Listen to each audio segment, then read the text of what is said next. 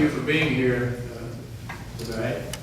We are about to embark on yet another controversial subject in politics, and that is the role of the media in American politics.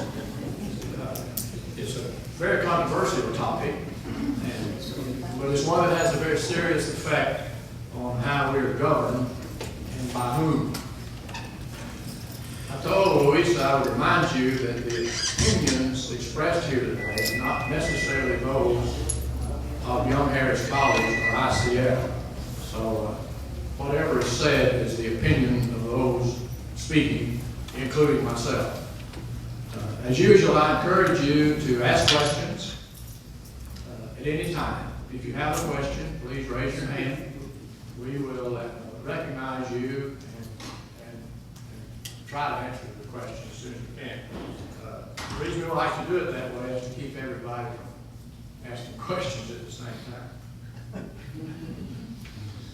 How many of you tuned in to Fox television on Sunday night and saw the interview of President Clinton by Chris Wallace?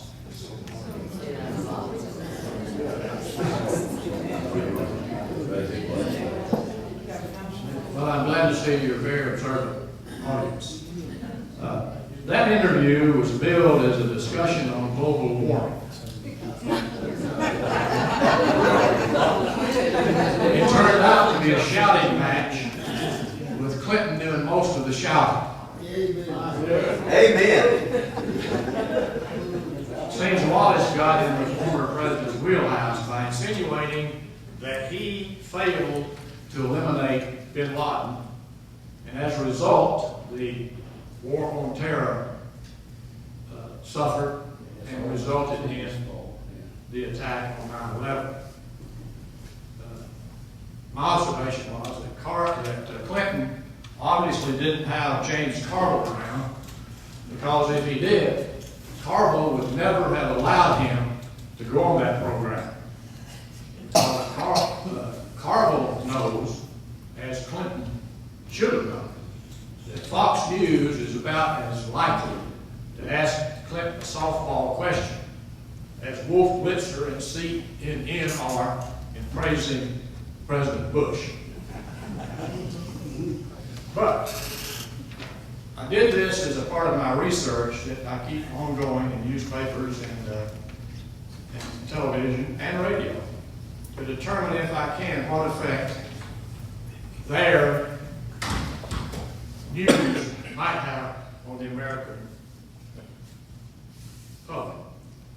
And in Sunday night, I got what I was looking for right quick, because in the middle of that interview, as you'll recall, Wallace took time out for a commercial break.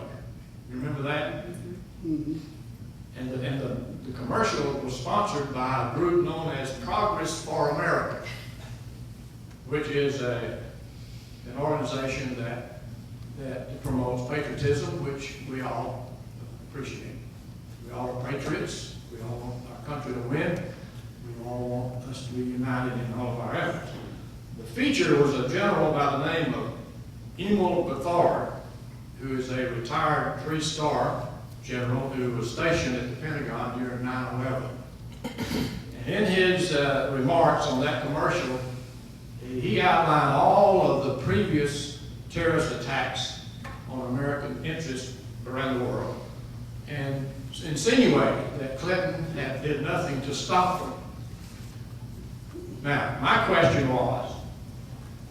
was that commercial interruption a coincidence or a planned attempt to assist Chris Wallace in his criticism of Clinton?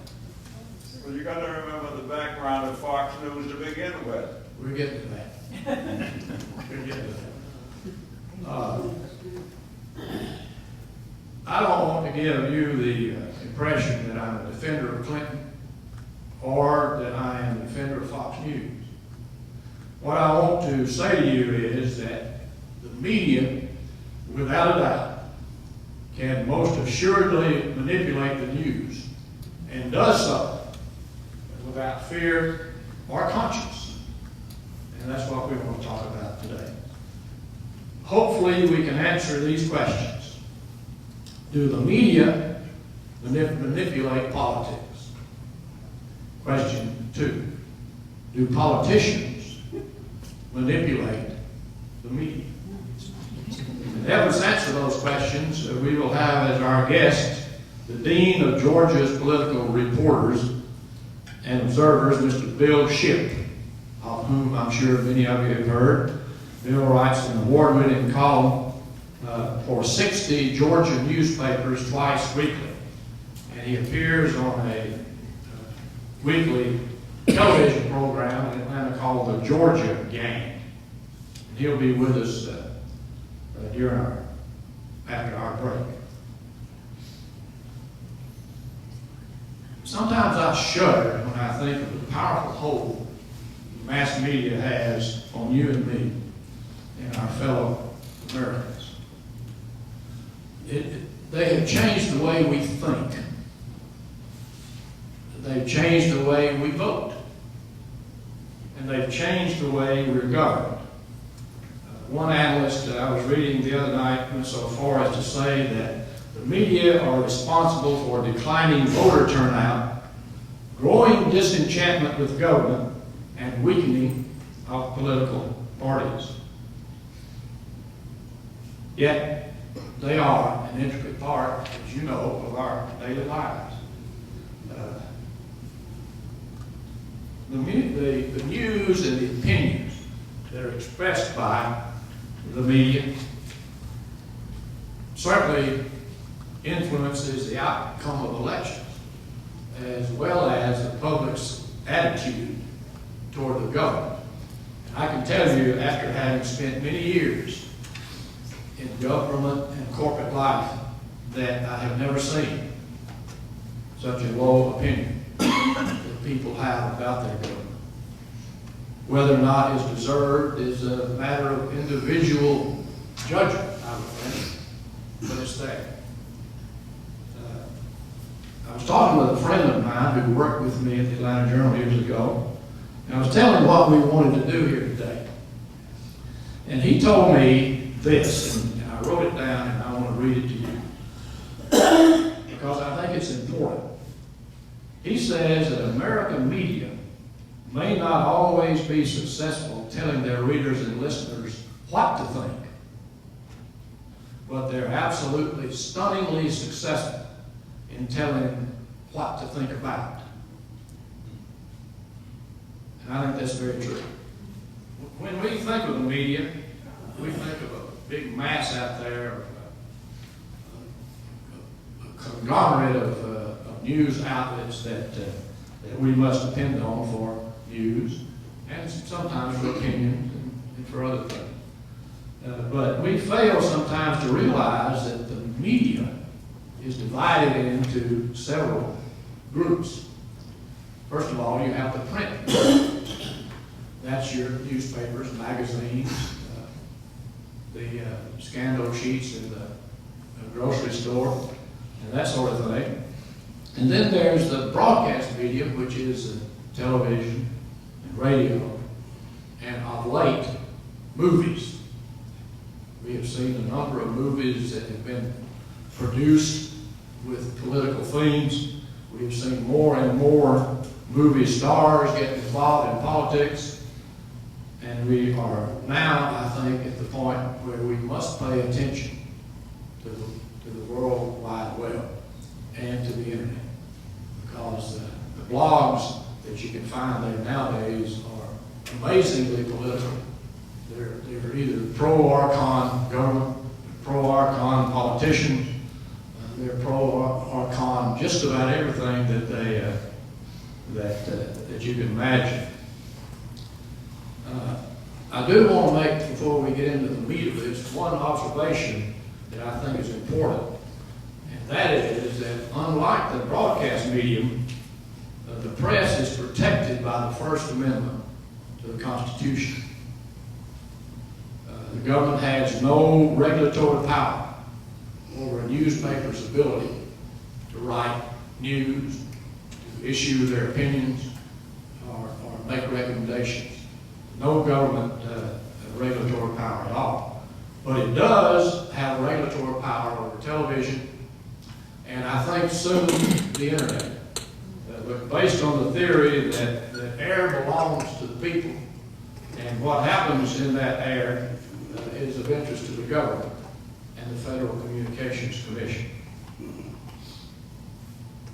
I was thinking the other day about World War II, when we sat by the radio in Clayton, Georgia, listening to the reports of Edward R. Murrow. At that time, he was a very distinguished broadcaster who was on the front lines and sent all the news back home. But the news was not always good, but we had confidence in his integrity. And we believed what he said, even though we didn't want to hear it. So having had that experience, I can truthfully say to you that I do not get a warm and fuzzy feeling today when I sit down before the television in the evenings and watch the television news. Murrow, for example, he simply told you what was going on in the war and what our soldiers were doing. And we believed it. And unlike most of today's commentators, he offered no editorial comment. He didn't question our government's role in the war, nor did he praise or criticize the generals who were in charge of fighting the war. And then I thought of good old Walter Cronkite. Remember Walter Cronkite? Yes. Walter Cronkite told us twice, every day, in a very calm and persuasive way. That's the way it is. With unbiased and factual news and his signature sign-off. Then I remembered seeing, for the first time, the violence, the death, the Vietnam War on television. It was shocking, period, to me. We've never seen that before. We've never had a medium that could bring that kind of news right into our living rooms. Later, we all, I'm sure, were shocked by violence in the streets, bloodshed from demonstrators who opposed the war, even street fights at our political conventions, all aired in our living rooms by television. We were also told that some of these violent maneuvers were staged for filming for television stations so they could improve their national ratings. Now that's true, and really I have no reason to believe it wasn't. Then that is clearly sensationalizing news. And that is not the purpose of the print media or the broadcast media. News is news. It's what you see. It's what you hear. And you report that. You don't stage it. You shouldn't stage it. And we're told by media experts that bias in the media is unavoidable. They say that deadline pressures limited print space. The difficulty of making a good story in a short period of time. Inaccuracies in reporting. Unidentified sources that tell the truth. All of these things, they say, are the reason for distortions and inaccuracies in the news. Should we buy that? Should we believe that? Or should we cling to the belief that the main function of the media is to inform and analyze the news while being accountable, while being fair, while being unprejudiced, and while being truthful. I was always taught that the canons of good journalism demand that the media research both sides of an issue. Unfortunately, we don't see too much of that today. The mass media have many opportunities to slant or to falsely balance news. One example is what is known as framing. Let's talk, I have some examples here. Let's talk for a moment about framing. Framing means the way news is packaged, where it's placed, the size of the headlines, the use of photographs, and in case of the television medium, the background material and the pictures they use, the auditory and visual effects.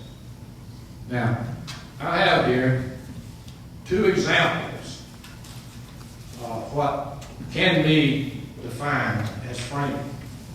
The first is a story about a local politician who is running for re-election, which appeared on the front page of his weekly magazine, weekly newspaper, lauding him, acclaiming him a great person because he introduced the bill last January.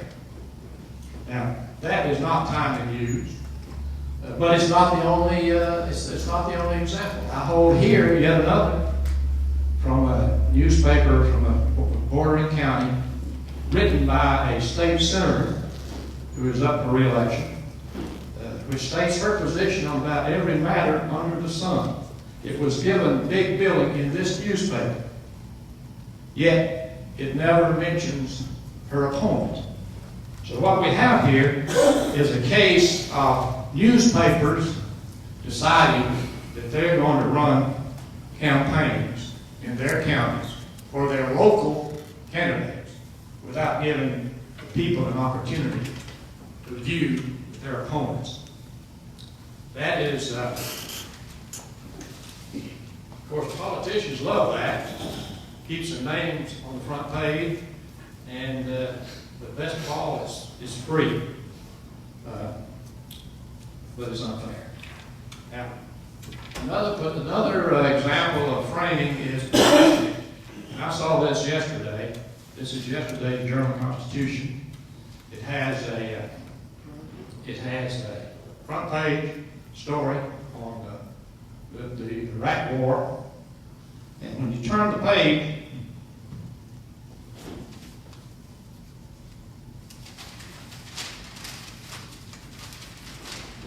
you will see the upper right-hand portion of the newspaper, which is what the eye sees first. That story is about Senator Clinton taking on her husband's opponents and raising sand with just about everybody for the interview he had. Now, it's obvious that the newspaper wanted you to see that and wanted you to read that. So they placed it in a position where you can't miss it.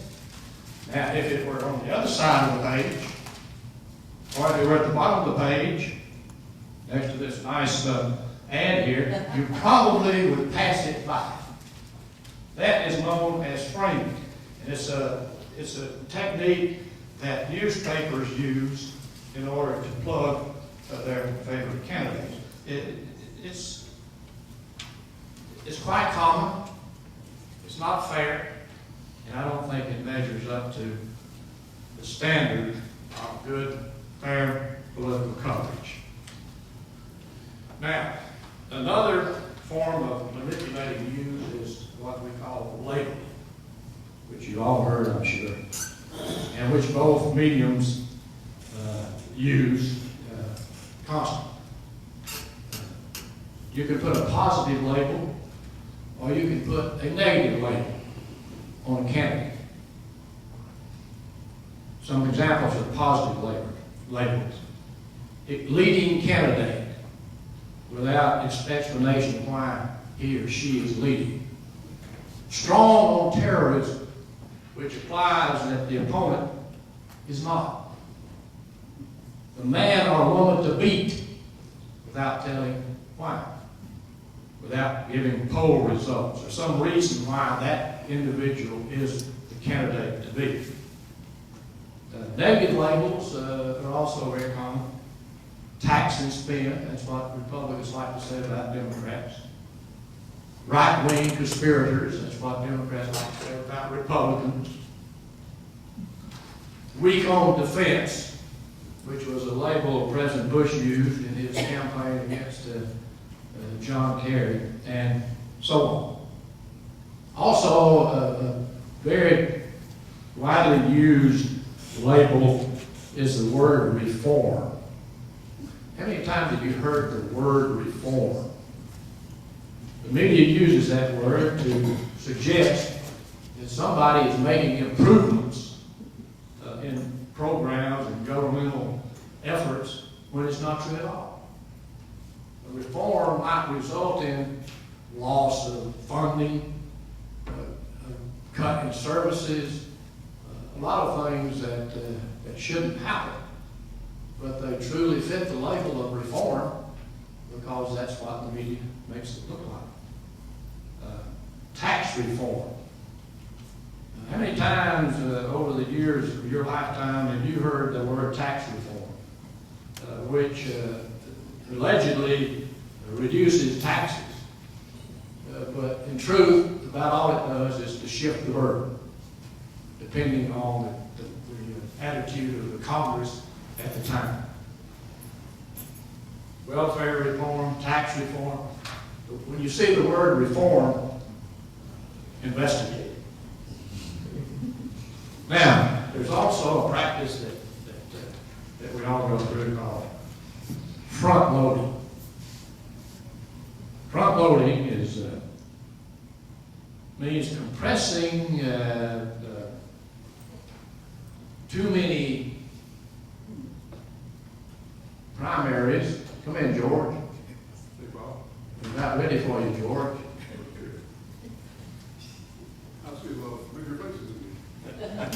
If you got the main man, George, Great hair. yeah. But we're talking, George, now about front-loading elections. I know you're very much aware of that, having a candidate and a great public servant. But when you look at our presidential primaries, reporters nowadays tell you who's winning and who's losing 2 years in advance, and they don't know any more about it than you do. They probably know a whole lot more about it than I do. But they insist on telling you who the front runners are and who's going to get elected 2 years in advance. And that kind of coverage, at best, is a farce, unless every candidate in the race is a multi-millionaire or has the ability to raise a lot of money in a short period of time. James Carville one time told me that a successful presidential contender must go into New Hampshire with at least $30 million or lose in the mega states where you have to spend money to compete for delegates. And as you can well imagine, this process is slowly cutting out the average American, because a handful of people can create candidates almost overnight. And they do it with fundraising and local support groups that insist on them having the best shot at the election. So, candidates that we all might have preferred in the beginning, but who trail in the preseason money primaries have very little chance to win the election. Of course, the media denies that role. They seem to overlook the fact that coverage of the Iowa caucuses and the early primaries way back in 1970 has created this condition. I know of very few candidates who have taken on the establishment and won without some large sums of money. Now, here's what we need to do. I have a special guest here today, and I don't want to take up any of his time.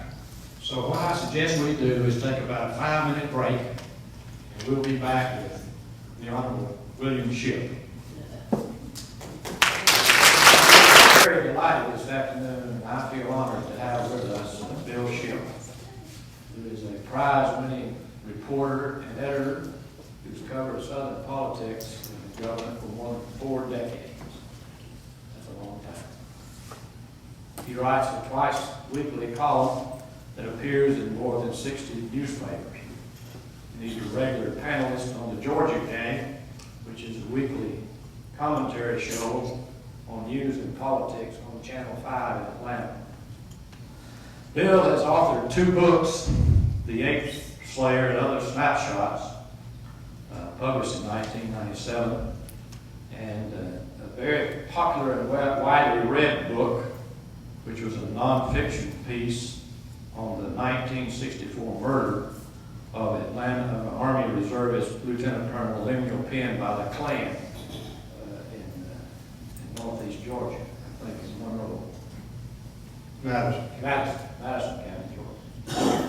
He's also the director of Longstreet Press, which is an Atlanta-based book publisher.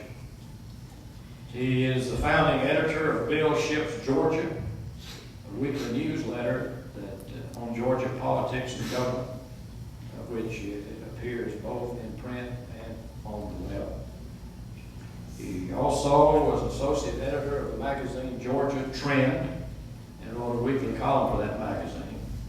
And he's been a contributing editor of the Atlanta magazine. He's won many awards. In 1998, the Atlanta Press Club presented him with the prestigious Willoughby Award for Lifetime Achievement in Journalism. Georgia Magazine named him the best serious columnist for his essays in Atlanta Magazine and his work with Georgia Trend.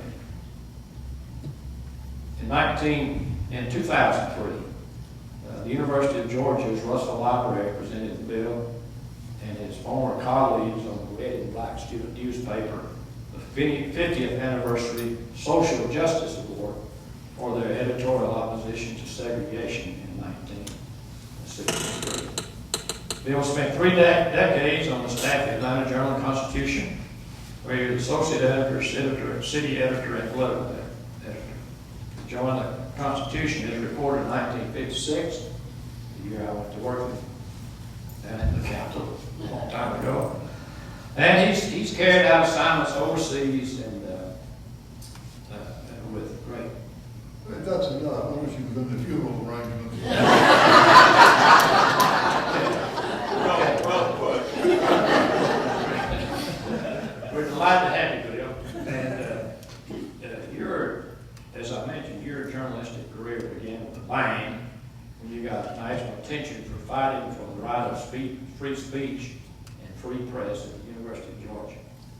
Please tell us about that. Well, we,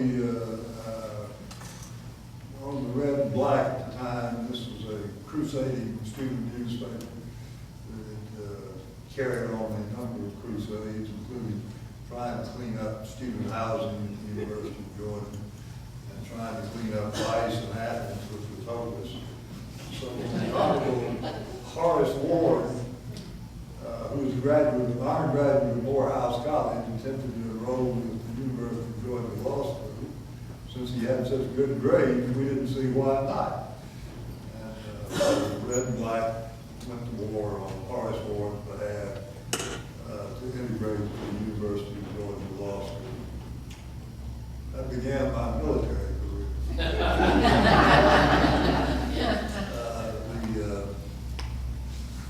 The governor objected. The chairman of the Board of Regents, who was named Roy Harris at the time. I remember him. You remember him? He said, he gave an interview to Time magazine about the incident, in which he said he couldn't understand why I had not been made to play football for Wally Blacks. And anyway, the whole thing unfolded, and the red and black staff was fired, and I did join the Army, and Horace Ward was never admitted to the University of Georgia Law School, although the university paid for the scholarship for him to go to Northwestern. And he later was elected to the Georgia Senate and immediately became chairman of the university system. And he also became a judge. So anyway, that's how part of my journalistic career began. Did you have much contact with Roy Harris after that? More than I wanted. Harris, in case many of you don't know, as probably most of you do, he was a major figure in Georgia politics. He was a kingmaker.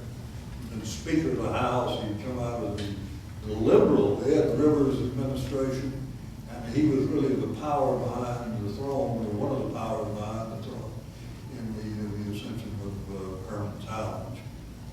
He was an astute politician, and later I interviewed him and learned a good bit from him later on. At the time I wrote about him, I think I knew more than when I talked to him later. Bill, I once heard that Roy Harris once remarked that he could change the outcome of an election in 39 Georgia counties after the polls closed. I think it should. Which reminds me of another story about a guy who lived up here. Marvin Griffin was losing the election. I will mention the guy's name. His name was Bonnell Aiken. Marvin Griffin called. Bonnell was his major operative up here and says, "Bonnell, how many votes we got?" And Bonnell said, "How many we need?"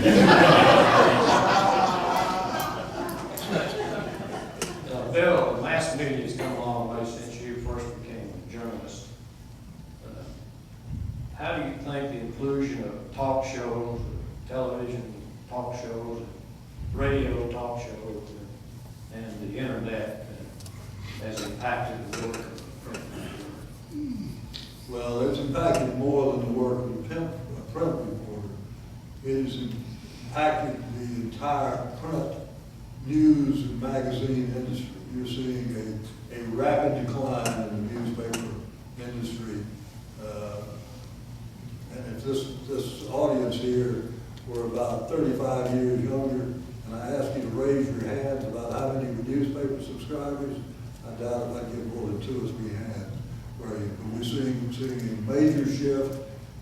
First beginning with the 24-hour news channels and CNN and Fox, and then you see AM radio in its last throes, trying to survive and putting in a lot of talk show people. So you've seen the whole nature of the business change. Whereas newspapers once set the agenda for news and opinion and government, you now have the entertainment industry setting the news agenda. And I'm afraid sometimes the news and information becomes secondary to entertainment. And I'm not sure that's good for us. Now here's the $64,000 question. Do you think the media manipulates views about politics and government? Do I think the media? Absolutely. And by the same token, there's a symbiotic relationship between politics and the media. The media manipulates the politicians, and the politicians manipulate the media. I mean, you watch Fox television on one end of the spectrum, and then watch MSNBC on the other end, and you'll see the same news event, which sounds like 2 total different events by the way they cover it, with Fox generally taking the side of the Bush administration and Republicans, and MSNBC taking the opposite tack. And it's really interesting to see how they take the same incident, the same set of facts, and see how Fox will say this is the greatest thing Bush has ever done, and MSNBC will say he's leading us down to the road tradition. And of course, that's also in a fine tradition of newspapers, but they do it with a little more flair and a little more. Well, since you mentioned it, there's some concern about large corporations who now control the major networks. I read a statistic that says that 30 years ago, the major networks that were owned by 50 businesses. Today, it's only 5.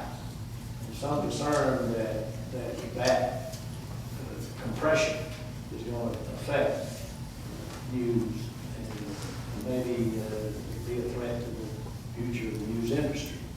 Yeah, Well, I'm not sure about that, because if you look at the major news networks, while the ownership has declined, so have the viewers of the major TV networks. That is steadily declining.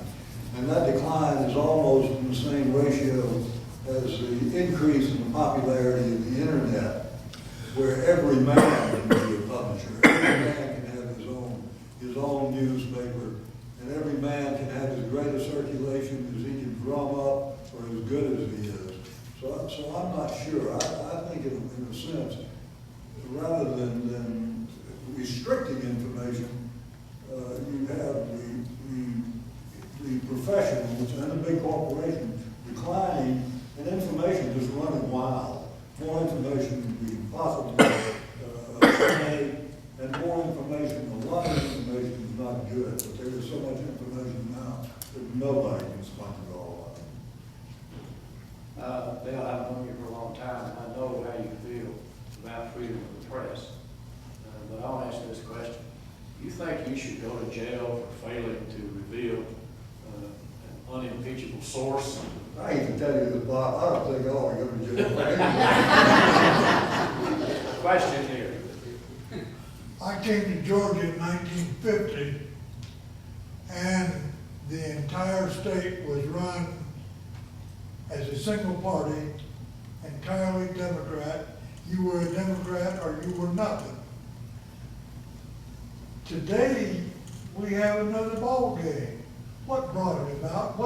What was it that turned the tide to allow us to have? I want to take exception to your premise. We don't have another ball game. We got the same ball game that you first saw, except you're seeing this rapidly evolve into, if you're not a Republican, you're not anything. Yeah.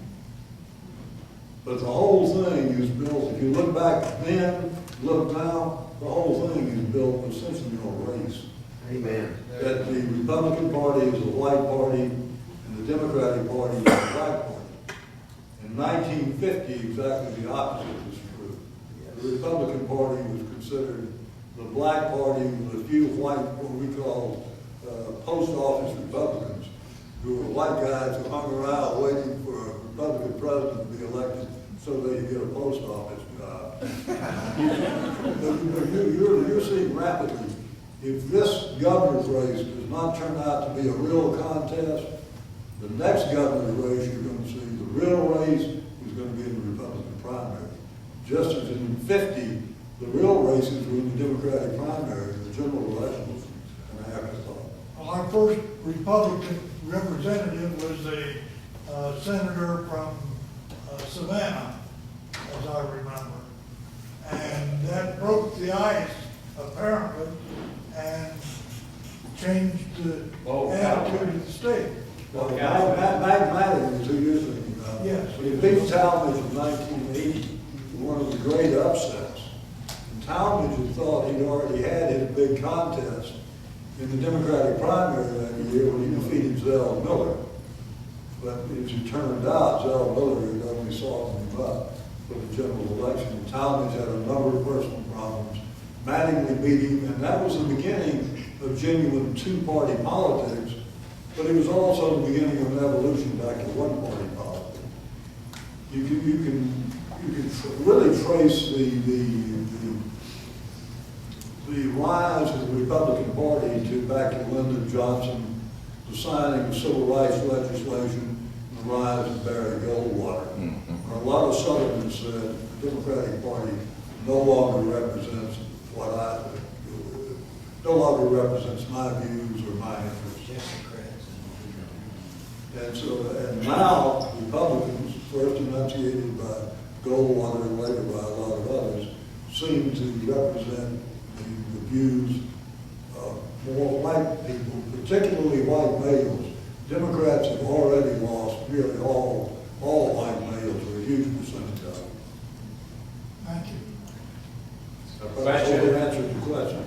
I was just going to say, Lyndon Johnson acknowledged that he was doing that. He did. The day he signed the Voting Rights Act, he turned to somebody and said that means the South will go Republican for years to come. Right. And he was dead on. Absolutely correct.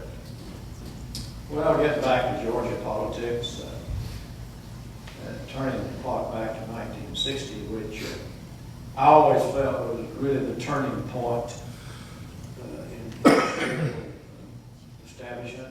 We saw the integration of the schools, we saw the demise of the county unit system. We had an election during the 60s, nobody won, went to the Supreme Court, and it was a very traumatic experience. How did we survive? You talking about the state? We had a series of very enlightened governors, in my judgment. And in 1962, I guess, we had something in the state called the county unit system. It was tossed out. It meant that I won't go into the complexity about it, but it generally meant that the rural Democrats controlled state government. It was tossed out that year, and Carl Sanders became the first popularly elected governor. And he was elected by a coalition of whites and blacks. And that coalition held together and kept Democrats in office most of the time, up until Roy Barnes was defeated 4 years ago. And Roy Barnes' defeat, ironically, in my judgment anyway, was caused in large part by the black part of that coalition demanding a change in the flag, which broke up the coalition probably for the foreseeable future. Well, let me mention to you, I had prepared to mention to you a series of names of governors to get your opinion on. All right, beginning with Ernest Banner. He's probably the most courageous governor in my memory. Ernest Mandler ran on a platform of no, not one, meaning we will not integrate the public schools. And as I recall, either implied strongly or said, we will close the public schools before we integrate them. I think he did not think the crisis was going to occur on his watch, but the whole thing did blow up on his watch. And he did seems to be the magnanimous thing. He helped him. He staged hearings around the state on whether to close the public schools, came to the conclusion the public did not want them closed, and Ernest Mandler stepped up to the bat and said, I've changed my mind, we will not close public schools. And one of his aides at the time said, to paraphrase the great British Prime Minister, said there will be peace in our time. And sure enough, Georgia, if you will look back at the turbulent civil rights era, although there was a lot of trouble here and some violence, Georgia led the way. It was easily the most progressive states in the Southeast, in my opinion. And you would say that's because we got the big hearts and we're more intelligent. No, that's because Coca-Cola and Delta and a lot of the little multinational corporations were headquartered in Atlanta, and they fully recognized that having a big fight over racial matters was not good for business. I recall Governor Banner led the charge to repeal 77 Jim Crow laws that he pushed through the legislature without very many of his friends in the party. I remember that there were 3 people who actually backed him originally in that position. One was Carl Sanders, who was his foreman. One was Frank Tweedy, and one was Zell Miller. That is correct. who stood up on the floor of the Senate and said that nothing is bad enough to close the public school. Carl Sanders. Probably when you talk, Jimmy Carter made the cover of Time magazine as the first of the New South governors. But Carl Sanders was really the first of the New South governors, in which he put together that coalition of blacks and whites and took the urban vote into the big tent of government. And in 4 years, he did what we have had a number of governors did not even approach doing in 8 years. Among his signal achievements was overhauling the university system of Georgia and trying to bring it into the 20th century. And also he established a series of airports throughout the state, and he made economic development his #1 priority. And he also projected the right image for the state, which in my opinion is very important. What year was this? This was in 62 through 66. He was succeeded by Lester Maddox. Who is next on the list? Lester Well, Maddox. Maddox is probably the most interesting governor we've ever had.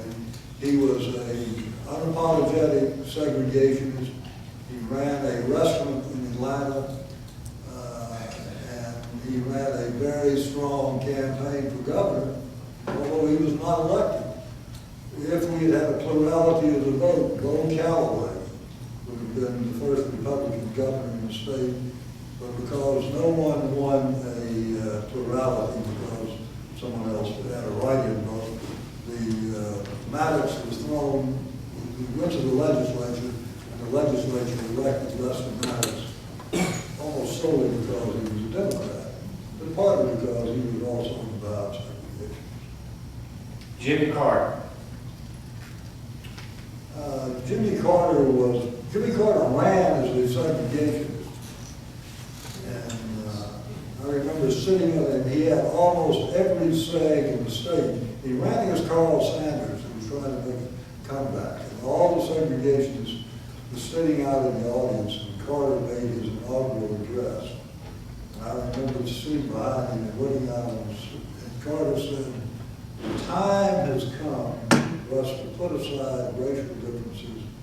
And he made this integrationist address, and he looked down at these people, and their faces just fell. But it established him, that speech established him as a national figure. And he made the cover of Time magazine, and of course, he won. George Bush. A very good governor, a low-key governor, the first of the modern 8-year term governors who served successive terms. He also made economic development the key to his administration, and he loved Japanese cameras.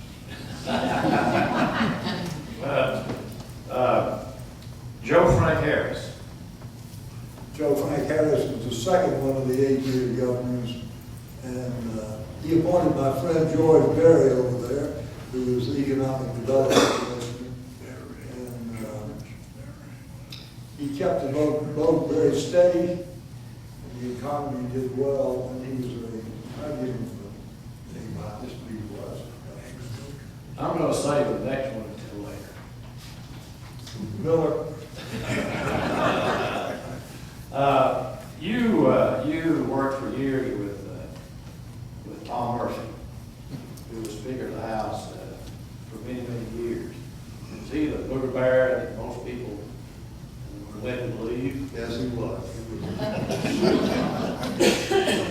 He was really, Tom Murphy was the caricature in many ways of the political boss, the guys who made things work, the guys who kept discipline in the House. And he and I were at odds a lot of times when I was an editorial writer at college. But I later came to appreciate a lot of things he did, which I think would help the state a great deal.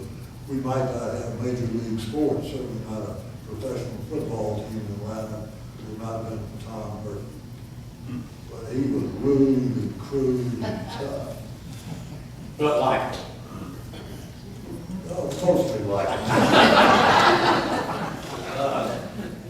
Now I want to get into some second-tier operators who were around the county for years and who deserve a place in history, people like Denmark Gruber. Mark Brewer was from Macon, one of the great parliamentarians in the Georgia legislature, and one of the few legislators I ever knew who read all the bills. He was an exemplary legislator. Too bad we don't have any like him today. He is the reason for a term they call Grooverizing, which meant if your bill had been Grooverized, then it was all right. That's right. They cleaned up. Culver Kid. Culver Kid was known as the Silver Fox. He had, as you can imagine, silver hair, and he wore sport coats that were made out of wrappers from, what was that? Crown Royal. From Crown Royal. He was one of the great clowns in the Senate. He showed up once for the opening of the Senate wearing a Roman toga with two ladies of the evening on each side.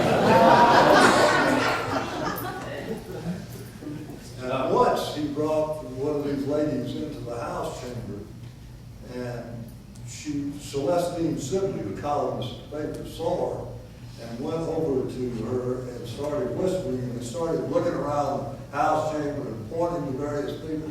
And the speaker, who was George L. Smith, had her arrested and taken from the chamber before she could identify too many folks. Walter Brooks. Walter Brooks was the brains behind Vandenberg, in my opinion, and the man who saw, he was the one who saw that the state could not go down the path that Alabama and Mississippi had gone down, that we need to preserve our public education and keep the peace as much as possible. And he was the behind-the-scenes architect. Short knows this better than I. He was behind-the-scenes architect of let's get out of this and save the public school system. He also, though, was the brains behind Herman Talmadge and put out that scurrilous newspaper called The Statesman. Right. He did. He sure did. He was a great fellow. I really love the guy. He was a great man.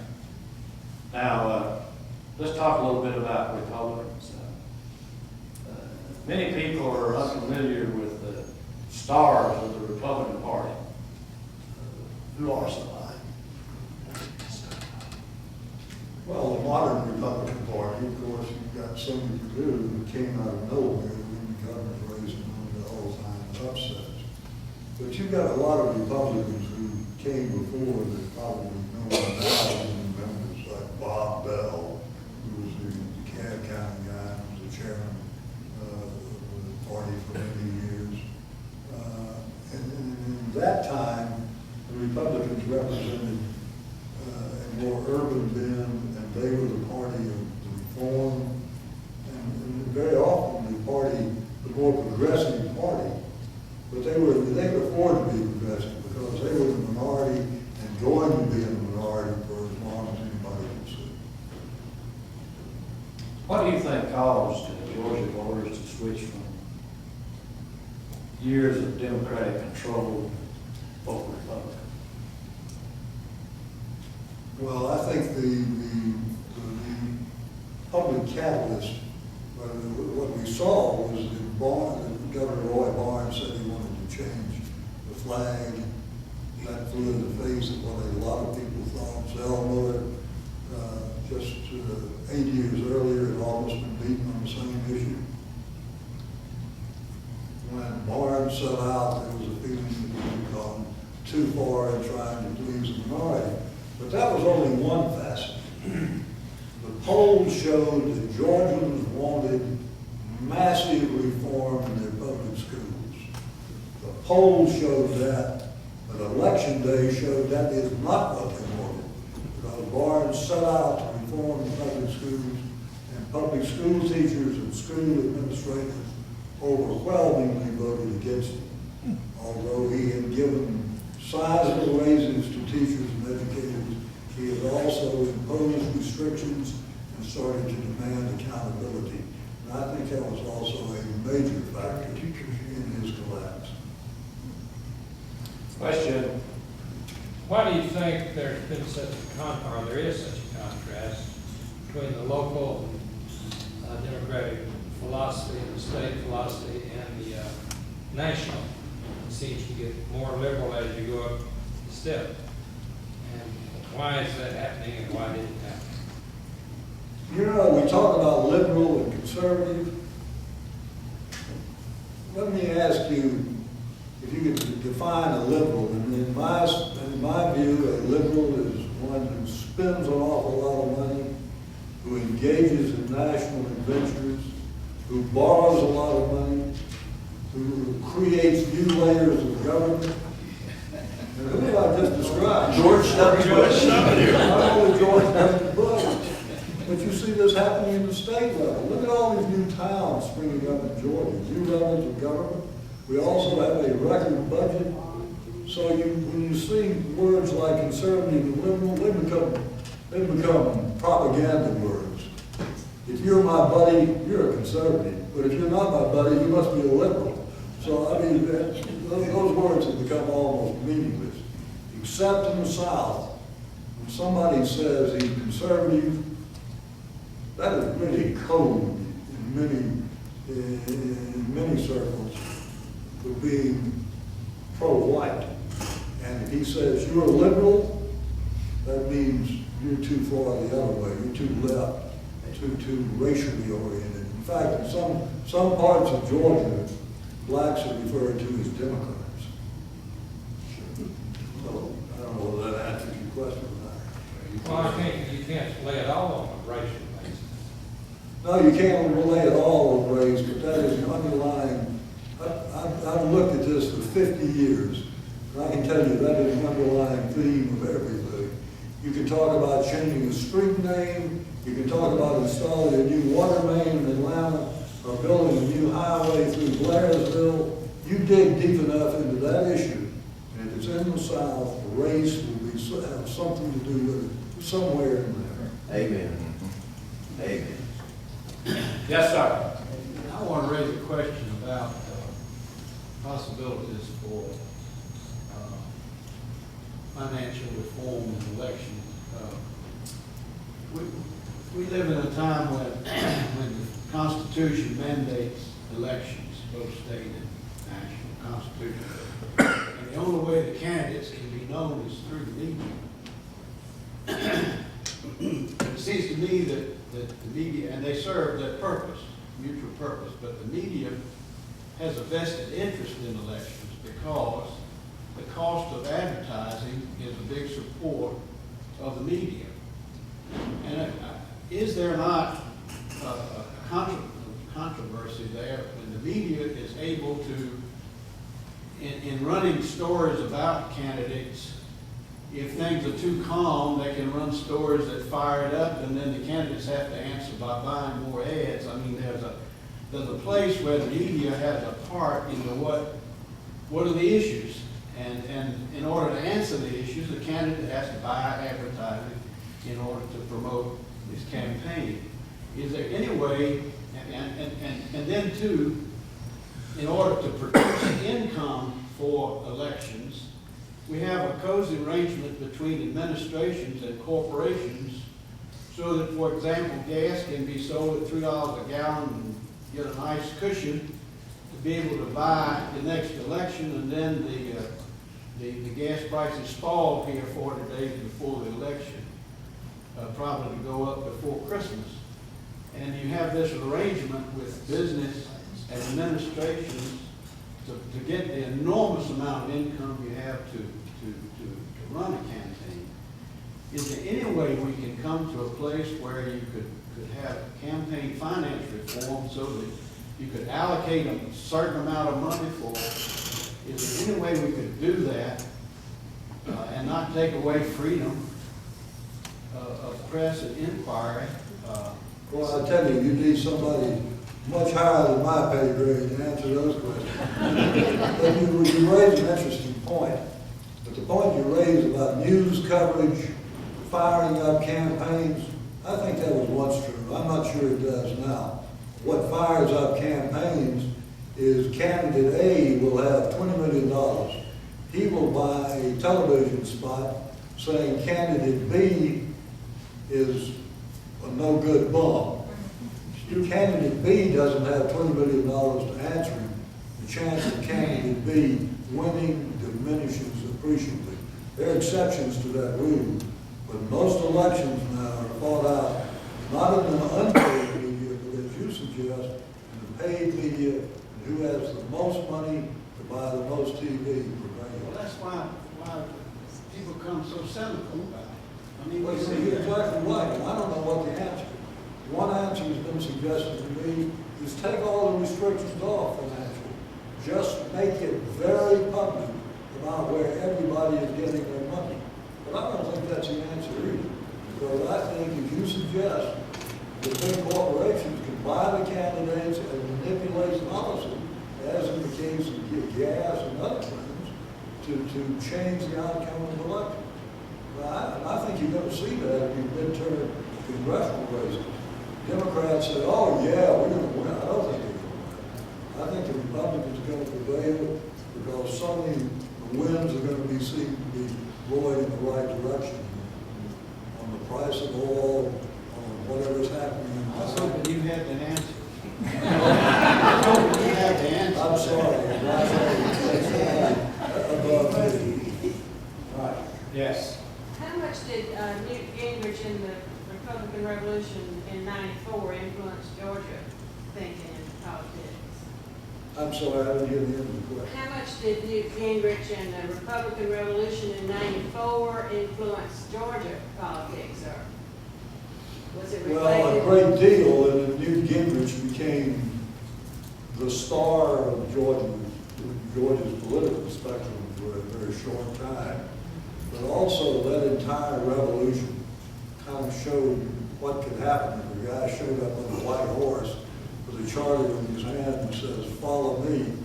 And they did follow him for a while, and the Republicans, after a long drought, took over the Congress and were able, and this infected Georgia a great deal, did reapportionment, gerrymandered. When I say Republicans gerrymandered, I'm not saying that was just Republicans did that. They learned how to do it from the Democrats before them to maintain control. Gingrich had a great impact. Gingrich is now trying to make a comeback and run for president. But 3 wives later, I don't think he's going to. Bill, I take it that you were surprised that Purdue defeated Roy Moore. I was very surprised, which brings up another problem in polling. See all these polls all the time, this is going to happen, and this is going to happen. Well, all the polls, even the good ones, showed that Roy Barnes was going to win and win by a wide margin. And that turned out not to be the case. It turned out not to be the case because there was a huge turnout in southeast Georgia of rural voters who no pollster anticipated would go and voted en masse against Barnes. And there were some people who said earlier that Barnes, without naming Purdue, that Barnes was subject to defeat because he had made too many various segments of the electorate angry with him. He had not only the teachers, not only the Southern Heritage Group, but law enforcement was mad at him. Here was a guy who tried to do, seems to me, he tried to do too much without ever thinking about the politics of what he was trying to do. Sheriff Freeman analyzed it this way. Roy Barnes lost because he made everybody mad at the same time. Great analysis. It was dead on. Now, getting back to our list of governors, Sonny Perdue.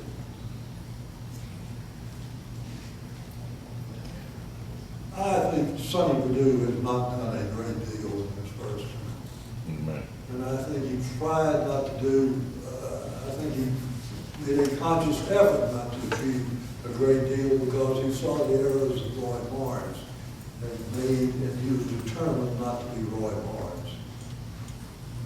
If he is elected to the second term, I hope he does not maintain that course.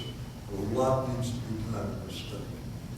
This state is crying out activist leadership in education, in environmental protection, in higher education, in traffic congestion, you name it, we need some help. We need some help. Is he a shoe-in for a second term? I wouldn't say he's a shoe-in, but if I were a better man, I should have bet on it. He has got that $20 million I mentioned. He's got that $20 million. He's spending it pretty wisely on advertising, in my judgment. This Sunny Dude, which is promising all kinds of things. Mark Taylor does not answer him effectively. If you let that kind of campaign go on, by the time you decide to answer, it's too late. Because Sonny Perdue has already established his own identity. Mark Taylor, it seems to me, should come on the attack. He should establish Sonny Perdue's identity, but that isn't. May I please ask a question out of sheer ignorance? Is there any political or background substance to Mark Taylor? To me, he's just a big fat guy in a newspaper photo. See, you just pointed out why I would bet on the other guy. I think that is the image he projects. You see these things in the paper about his father, paid his way, did all these things for him. And unhappily, the image you state is what he projects, and I think that's why he be among others. Do you see in the Democratic Party the leadership that you just defined? No. I don't see any bench in the Democratic Party unless you go down to Jim Marshall, who's a congressman, fighting for his life now for re-election against Matt Collins, who is a Republican trying to make a comeback. Marshall, I had to say this, I'm going to say it anyway, he's very much in the cut of Zell Miller. And if he suddenly is a Democrat running to the right, if you do that, some of these Republicans, and he's a war hero, and he's just everything it seems to be. He's also a former Mercer professor, former mayor of Macon. Seems to me the Democrats are going to have to come up with that kind of candidate. But if I were looking into the future, I'd look at what kind of bench the Republicans have, because that's where your leaders of the future are coming from. Yes, ma'am. Shouldn't we note that Sonny Perdue was a Democrat to begin with and turned Republican? Shouldn't we note that most of these Republicans were Democrats and turned Republicans? They will tell you they didn't turn Republicans. The Democratic Party left now. You sound like Zell Miller's book, "Our National Party No More." Don't say that. Yes, sir. No, we're looking at the macro picture. Let's look at a micro picture of the media, the Atlanta Journal-Constitution today, the cartoon. Did you see that? The picture of George Allen. What the hell has he got to do with Georgia politics? Being portrayed as a clownsman with a flag. This is the first time anybody has attacked George Allen in any race he's had for governor or senator before this, and they're going after him now because he was going to try to be a national figure, which I don't think he could have gotten anyway, but still, they're trying to zero in on him now as a racist. All of a sudden, why? I don't make policy of the Atlanta Journal-Constitution, but the national press is zeroed in on George Allen, probably because of that array of Republican presidential hopefuls. He suddenly began to falter and started to make mistakes. A lot of mistakes which we've made in the past are now being uncovered, and he's being chipped away as a potential presidential candidate. And I also think that there's at least a reasonable chance he's going to be leading the Senate race. Yeah, but you asked me why the Republican. Cox newspapers in Atlanta chose to do that. If you had asked me that in 1987, I would have told you, but I don't have any idea. Bill, you and I, Bill Miller and our friends, are voicing for you from time to time. We have. Over the years, you've had what I have observed to be sort of a love-hate relationship with the senator. Are you boys speaking nowadays?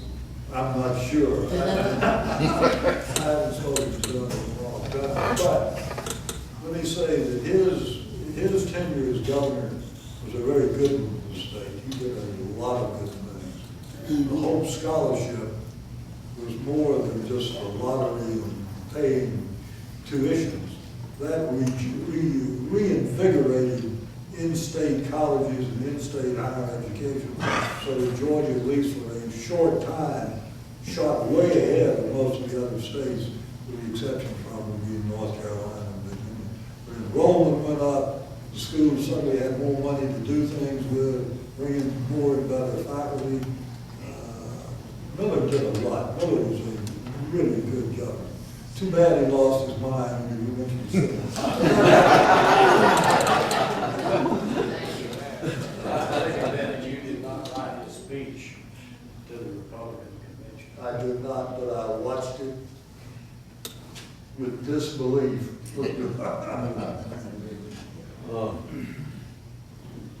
Question? Richard? Bill, I have read in the last several years, the time that I've had now in retirement, particularly retirement out of politics, that if you go back in history, it would seem to me that the only difference today in the way politics is carried out and electioneering is carried out is that the electronic media particularly gets in everybody's face 24 hours a day, 7 days a week. Very little has changed in the core way that politics is carried out. Do you agree with that or disagree with that? No, I agree with that. I think if you look back at the turn of the century, you can see that politics was carried out in much the same way. Politicians today manipulate television. Politicians in that time manipulated newspapers. The same issues stated in different ways. Taxes is still a major issue. One set of politicians, the incumbents, always set out to scare the hell out of the elected. So you don't want to change horses, no telling what might happen if you brought these other people. All that is staying the same. So, but to me, it changed the techniques, the electronic media changed the techniques. And you're going to see those techniques change further as the internet becomes more and more important. In fact, you can see fundraising already changed. Instead of direct mail and telephones, you can see the internet is going to be the big medium used to raise money in the future. Because it works, and it works very well, better than other means. It didn't work very well for Howard Dean. He raised a lot of money. He raised a lot of money, and he kind of set the pattern that's being refined now. And you see people in state and local races beginning to raise money. He made a mistake when he made his I Have a Scream speech in Highlands. But he did really, he very innovative. Joe Trippy and those people did a wonderful job using the internet. I'm sure that that's going to be a great campaign technique in the future. How much influence does the New York Times have on our country? I'm sorry about the New York Times. How much influence does it have on our country? The New York Times has a great deal of influence. Back in my daily newspaper days, we would pull the front page budget of the New York Times off the wire every day we came in and make certain that every story, national, international story, represented on page 1 of the New York Times was in the A section of the Atlanta papers. They still do that. And I'm not sure that's a good thing, but they set the agenda. They set the agenda for television. You can bet television does it. But the New York Times, in my view, and I tend to agree with them more than I disagree with them, but they have become so partisan. I don't think they're the great newspaper that they once were. Don't lose track of the fact what the New York Times owns. They own the St. Petersburg Times. They own another, the Sarasota Herald Tribune. They own the Boston Globe, which used to be the Taylor family situation, which was, in its day, much more conservative. And I'm sure that their reach goes, I don't know this for a fact, but their reach, I would suppose, goes into somewhat of the Midwest newspapers. So they made a foray into Georgia, and I worked for them for a while. They bought the Gwinnett Daily News. Yeah. And turned it into a first-class newspaper. Yeah. And then they had to retrench, and you saw them fall back. But you're also seeing newspapers all over the country, not the Times so far, but other big newspapers retrench. Knight Ridder, which owns a lot of newspapers, including the one in Philadelphia, they own the Macon paper and the Columbus paper, they're selling out. They're selling their newspaper interests to the McClatchy family. The Tribune is selling the Los Angeles Times. And I think you're going to see the New York Times retrench too. And as the newspapers retrench, I think you're going to see their influence diminish. Well, as you indicated earlier, people are reading less and less and less as us old timers fade out of the picture. That the young people between 18 and 34 probably don't look at the newspaper once a week. I look beyond 34.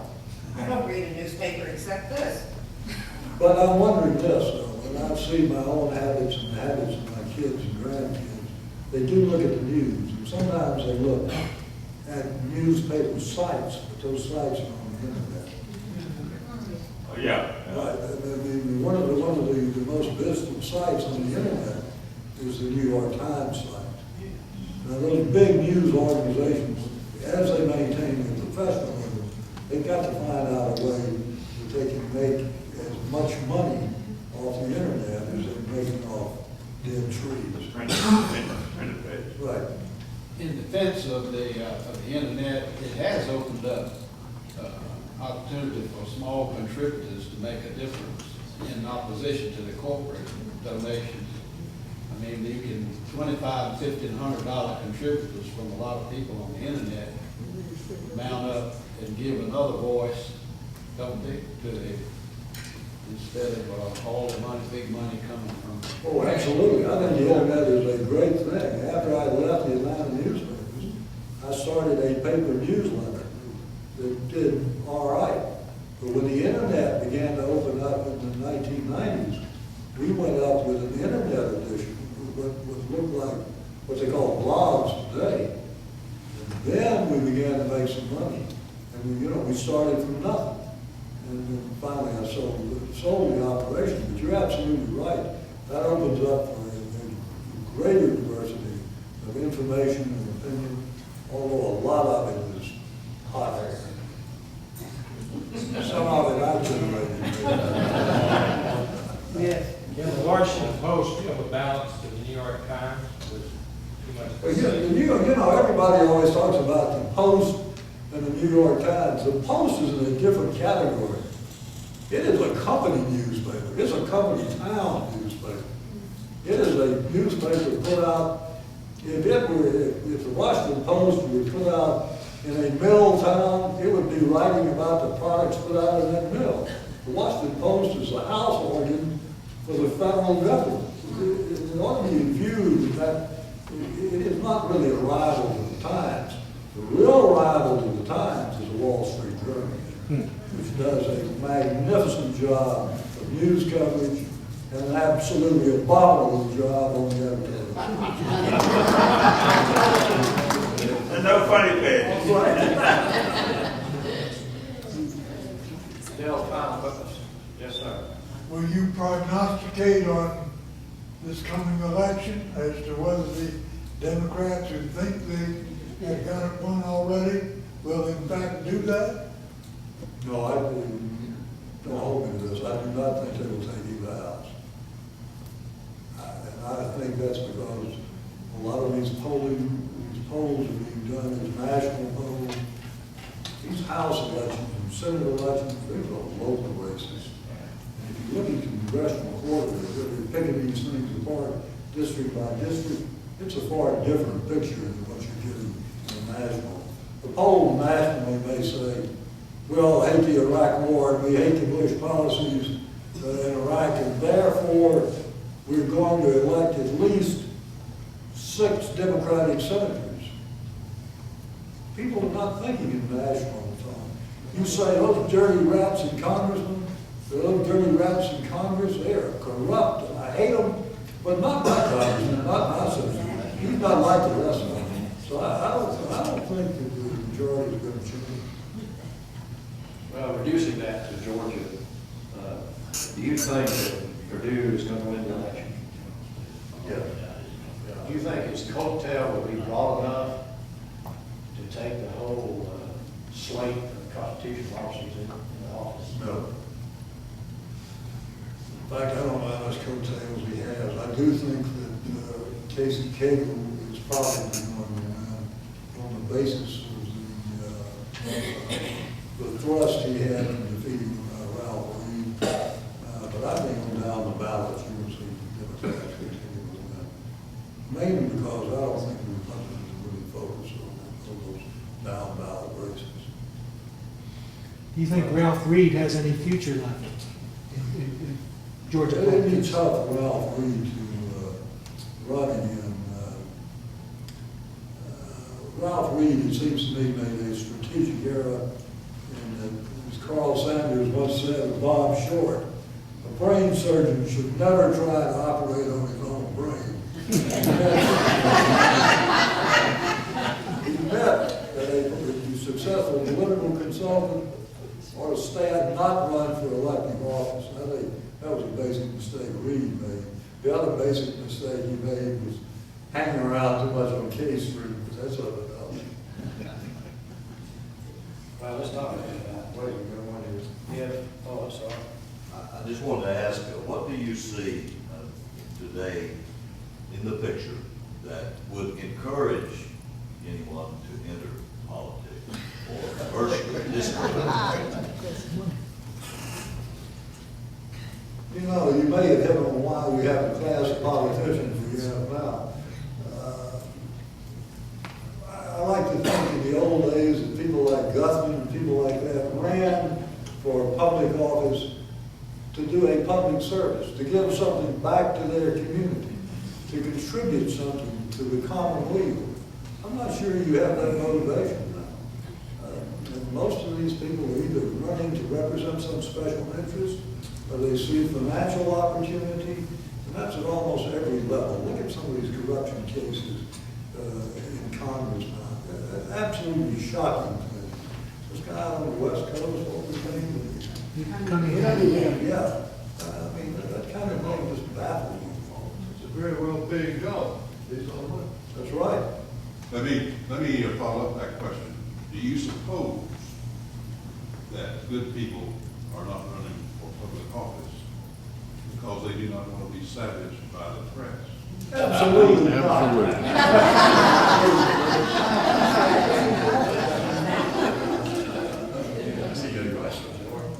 Any other questions of Mr. Shipp? Yes, sir. Carl Sanders, when we came to Georgia in 1966, he was a shining light, but his flame has gone down ever since he lost the primary. Carl Sanders. Carl Sanders. Why is he so well thought of by the academia and the smart people, but he never can be elected to anything in Georgia again? Well, Sanders, of course, has gotten older and he's gone on to become a very wealthy lawyer. But when he ran his second term for governor, his handlers did not do him well, and they ran a campaign with the motto, Carl Sanders ought to be governor again. He was running against Carter and that killed him. But you know, Bill, I would say this, that maybe Carl Sanders ought to have been governor again, because maybe Jimmy Carter ought to have been governor in 1966. Oh, that raises the whole history of the world. If Jimmy Carter had been elected in 1966, then everything would be different. Jimmy Carter would never have run for the presidency. Carl Sanders might have gone on to seek national office as a U.S. senator. We could write a novel about that. And Carter would not have gone on to be one of the most despised people in the state. In response to Wally's comment about Carl Sanders, Carl Sanders had Lyndon Johnson tied around his neck as his campaign manager in 1964. So that's the answer largely, I think, to that question. Well, at one point, Lyndon Johnson had dangled in front of Carl Sanders, this is a well-circulated report, that he might tap Sanders to become his running mate. Of course, he dangled that prize before Ivan Allen and before every other Southerner that you could speak of here. But Sanders thought he had a real national future. A lot of other people thought that he had a national future. And then he looked at the polls, and at one point thought of challenging Senator Russell, and looked at the polls and said, God told him not to run. That's my. I was gonna ask you if you have not a weekly, but an overall winner and loser. You can tell I watch your program on Sundays. Overall, Yeah, the winners and Winners and losers. Who's your winner this week? No, not a weekly, but an overall in the history of, in Georgia political history. oh, in Georgia's political history, I would say that Carl Sanders becomes close to being a winner, because he set the stage, he established a different tone of the state government. He took the state away from the wool hats. The wool hats being the traditional racist, white citizens people. We put that ahead of everything, and he made the state, he set the state out on an economic development basis to increase the literacy of the state and make the quality of our life better. That's my winner. Too many losers. Too many losers. That's You know, those of us who worked with Sanders had this, had our own hats, instead of wool hats, we wore snout brims. I remember that. Just a little reference there. Any more questions? If things continue as they are now, if things continue as they are now, do you foresee a possibility of a third party in 2008 making a significant difference? Yeah, I think a third party could make a significant difference. You can make a case that Bill Clinton would never have been president had there not been a substantial third party candidate. And you find, and again, I knock the polls, but you see the polls showing more and more that Americans and Georgians are disenchanted with both parties, with neither party quite. That's why I asked the question. So if a third party candidate rises, that third party candidate probably can't be elected, but could swing the election one way or the other. Any other questions of Mr. Shipp? 42 and 42 and the others being on the other. So you fought for the other, the independent votes.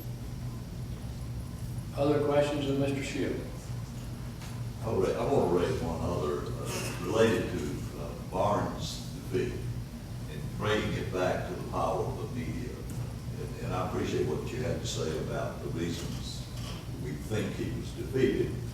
I also had the impression, though, that his political ads really turned a lot of people off. It seemed to me that if he had had better people creating those ads, he came across to so many people as being a little bit on the arrogant side in the way he boasted about his accomplishments, this sort of thing. Well, I agree with that. And he had substantial amounts of money. If you go back and look at those ads, it was Roy Barnes in front of Barnes store in Mapleton. And Roy Barnes, what a wonderful history he had. That kind of ad was nice. He got any kind of threat at all. He ran as if he had no threat. As it turned out, he had one that took him out. You need to, if you're going to do political advertising, you need to scare the voters. You need to let the voters know, I can save you. If you're going to vote for me, you better get saved. You need to do that. Bill, one final question. What happened to Kathy Cox? To whom? Catherine, see, you already forgot. Kathy Cox is, was going to be the great bright hope in Georgia. She was a breath of fresh air. She was going to run a different kind of campaign. At last, Georgia was ready to elect a progressive woman as governor, and her campaign fell apart, and she had terrible hands. Her timing was awful. She wandered into one minor scandal after another. Turned out just to be not, it's such a poor candidate that at least I had the impression at the end, she didn't want to win, and she was happy she didn't win. Unless I'm surprised, I think that's it. I hope you notice that nobody asked you a question about Hillary Clinton this afternoon. If you had asked me about her, I would have told you, I think she's going to be the Democratic nominee. But I didn't say she was going to win the election. We're gonna have to cut it off now, or maybe one other, would you take another question? I would like to know, Kathy Cox, was, the great woman hope of the Democratic Party. What about Handel from DeKalb County? Is she gonna be the next Republican nominee for governor? The Secretary of State. You say Handel? Handel? Here. Yeah, she's got a good chance. She's going to be Secretary of State. I think she's going to win that race. That's going to be a pretty tight race. Really? And she is, she's a Republican, she's quite conservative. I will tell you though, I'm not comparing her to Linda Srinko, because I once thought that Linda Srinko would be the Was that work out. Was that before or after the facelift? It was before. Positively, the last question. One mystery man that was left out, and he's tied in with Barnes somehow. What happened to Lieutenant Governor Pierre Howell? He dropped off the face of the earth. No, as a matter of fact, he's working with Matt Towery in a public relations and polling firm called Insider Advantage.